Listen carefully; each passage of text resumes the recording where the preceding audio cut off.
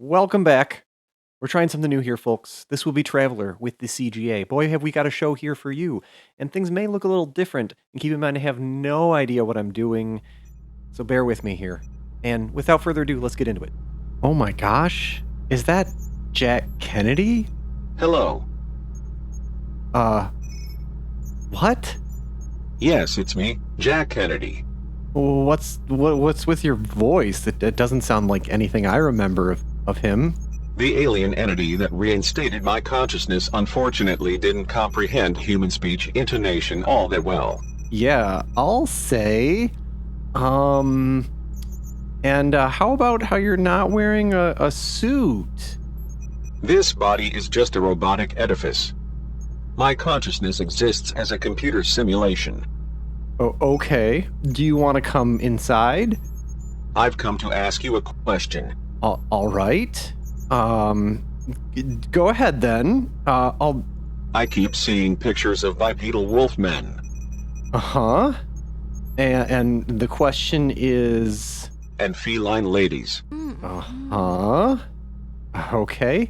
Hey, how can we hear you if you're outside in space? Then you had better hurry up and answer my question. Oh, but why? I'm using a laser in my mouth tuned to the microwave band to induce vibration in the cockpit glass. Oh, that doesn't seem safe. Then you had better hurry up and answer my question. Oh, okay. All right. Well, what is your question? Go ahead. I've come to ask you a question. You know, like when you stumble into a part of deviant art and see things you weren't expecting.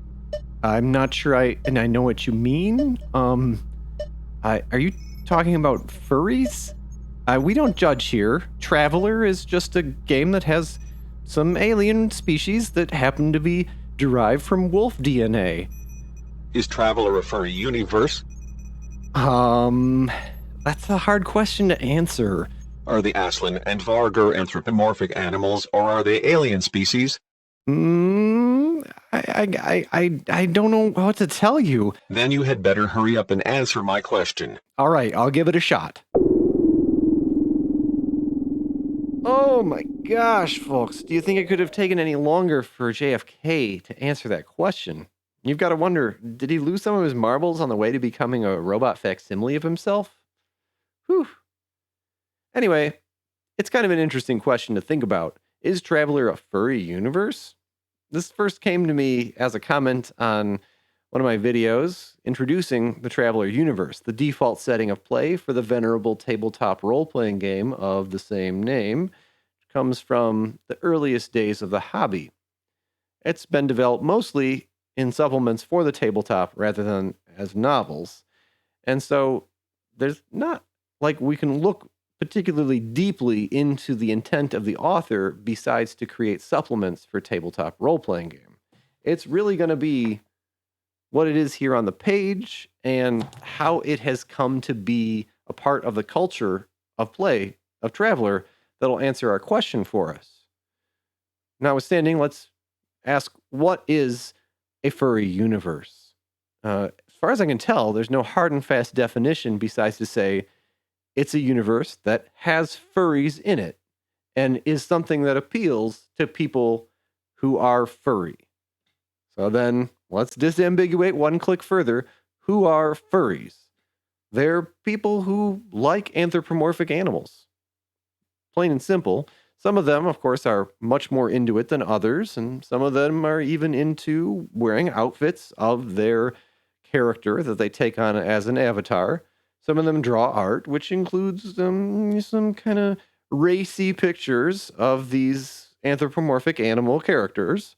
But, none of that is any like hard and fast lines. There's a huge spectrum of taste, as far as I can tell, within what is furry. Likewise with what are furry universes. Seems like funny animals like BoJack Horseman, where there's a bunch of animal-headed people that essentially go around in human society and there's never any exploration of it. Exploration of their different nature is not really as furry as things where they're really anthropomorphic animals. They still retain some characteristics of their animal nature, at the same time as they have human characteristics. So, a wolf furry will still howl at the moon in all likelihood. And probably there's stuff about packs and, the notions of pack alphas and all that business probably still persists in kind of the more devoted fandom of wolf furries. So I think now that we've established all those things, we can say that Vargar are furry.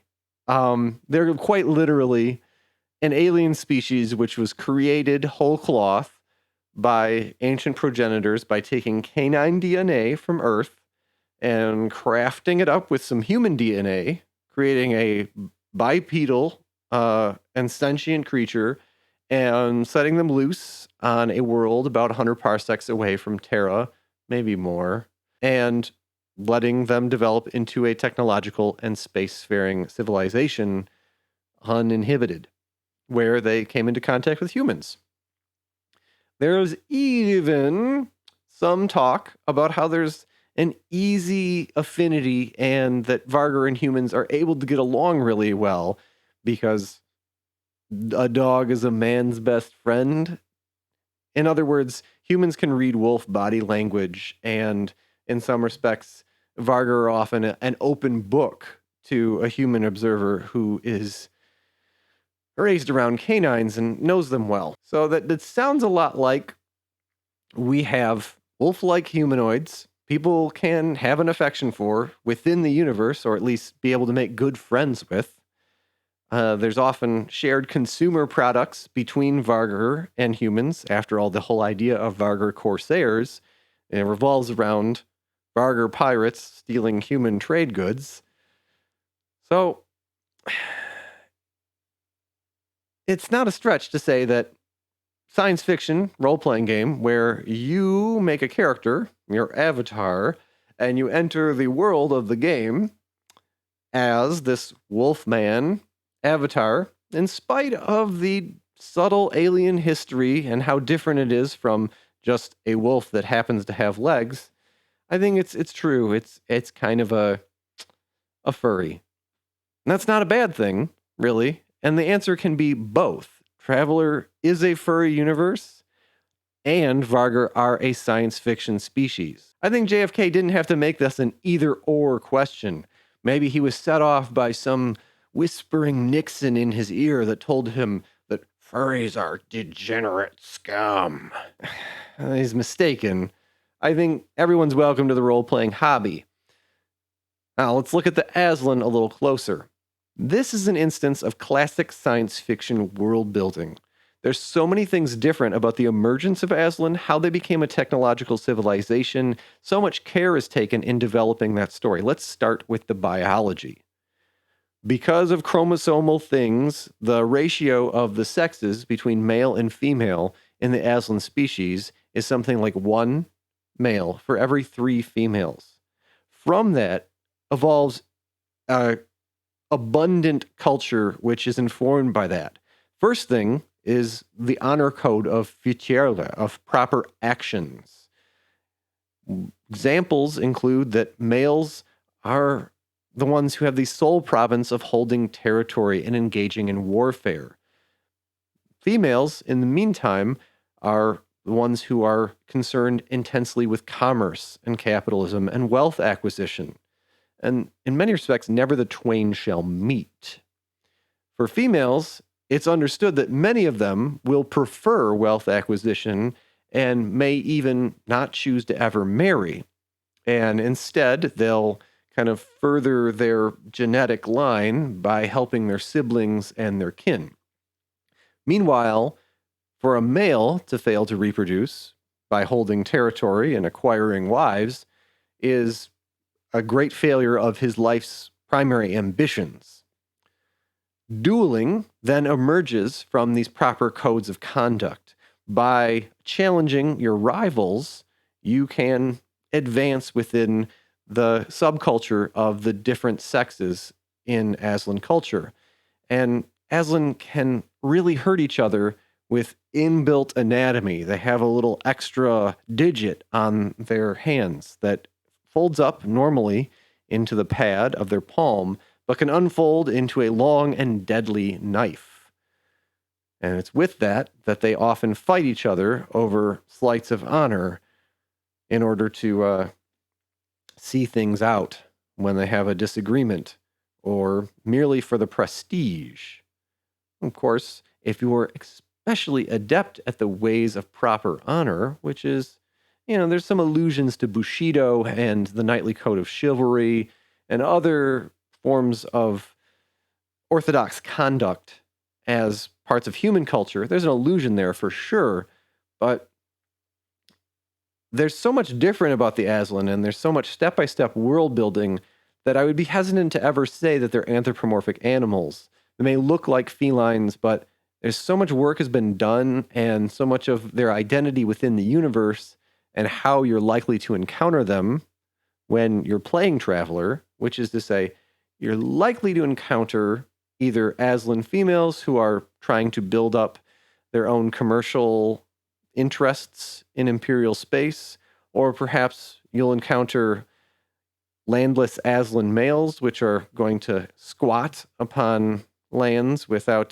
proper ownership and fight off anyone who dares challenge them in order to earn the right to marry and reproduce.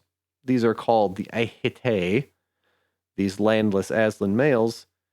There's a lot going on there which has nothing to do with cats, frankly, and instead has to do with science fiction world building. Cats is kind of peripheral. I'm sure that there are people within the furry community who will be very interested in Aslan, and in fact, perhaps create characters that they identify with, and they may even want to put on costumes, and that's welcome. I think that the starting point is so much more different from Aslan that it's definitely easier for me to say that this is more a science fiction species. In any case, I think this question was asked, and some of the replies to it were set up in a pretty judgmental fashion, that it would be not cool if people who are interested in furries and anthropomorphic animals were to discover Traveller. And I'm sorry, to the contrary. I think that it would be great for more people to know about this legendarium that I have spent so much time with in my life and become so familiar with. I learned during the process of researching this video that concurrent to the early editions of Traveller, there was even a very furry science fiction role-playing game called Albedo Anthropomorphics, which apparently was set in a universe of one of the early furry creators, sci-fi comics about interstellar warfare and politics and so on, featuring anthropomorphic animals of different races. Now, I was not able to find a great deal of information about what the backstory between the fandoms of these two games and their authors might be.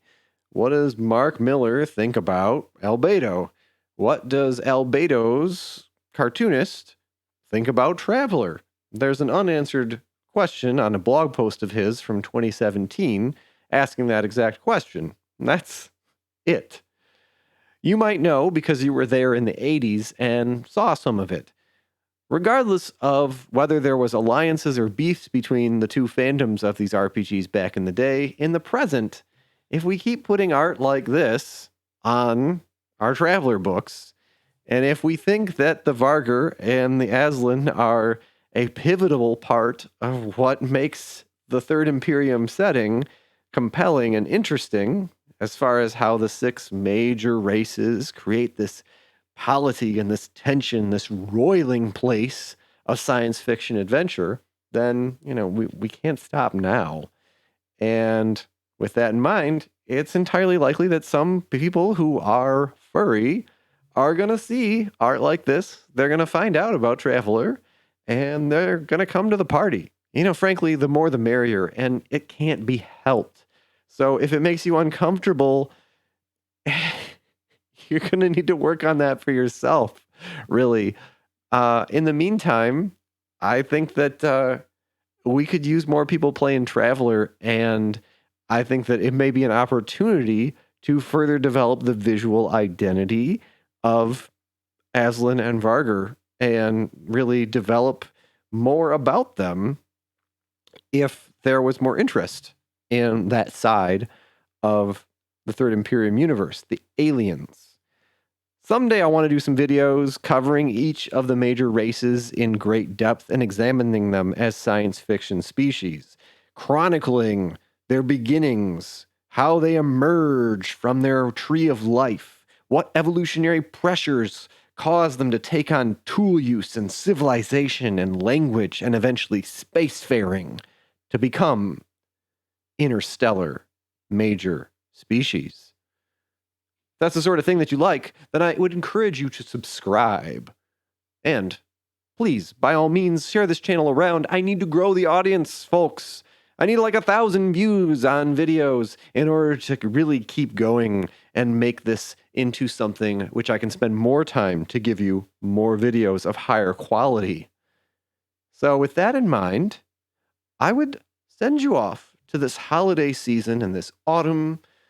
Be careful, be safe out there, and when you return to the tabletop, save a place for a few furry characters in your next Traveller game. It won't kill you.